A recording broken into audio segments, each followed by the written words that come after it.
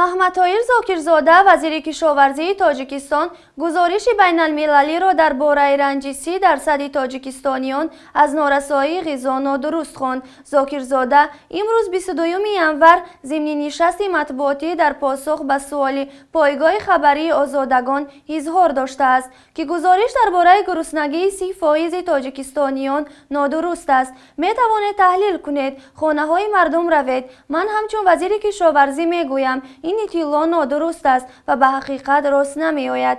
طبق منبع مسئولین وزارت کشاورزی در شرح گزارش بین المللی افزودند که موافق نشانداد سازمان جهانی تندرستی اگر آدم از غذا روزی 3500 کیلوکالری انرژی گیرد معنای آن را دارد که پورا تامین است. اگر در یک روز 2500 کیلوکالری انرژی گیرد نشانداد معتدل است. اگر از 1500 کیلوکالری کم استعمال کند معنای آن را دارد که انسان در حالت گرسنگی قرار دارد. موافق آژانسی آمار هر یک ساکن تاجیکستان 2100 کیلوکالری استعمال می کند. این اخبار رسمی است. این در حالی است که در تاجیکستان در رده‌بندی سازمان جهانی گلوبال هانگر ایندکس عاید به نارسایی غذا میان 117 کشور جهان مقام 21 را اشغال کرده است. طبق این رده‌بندی 3% اهالی تاجیکستان مشکل نارسایی غذا دارند. این گزارش نو سازمان جهانی عاید به غذا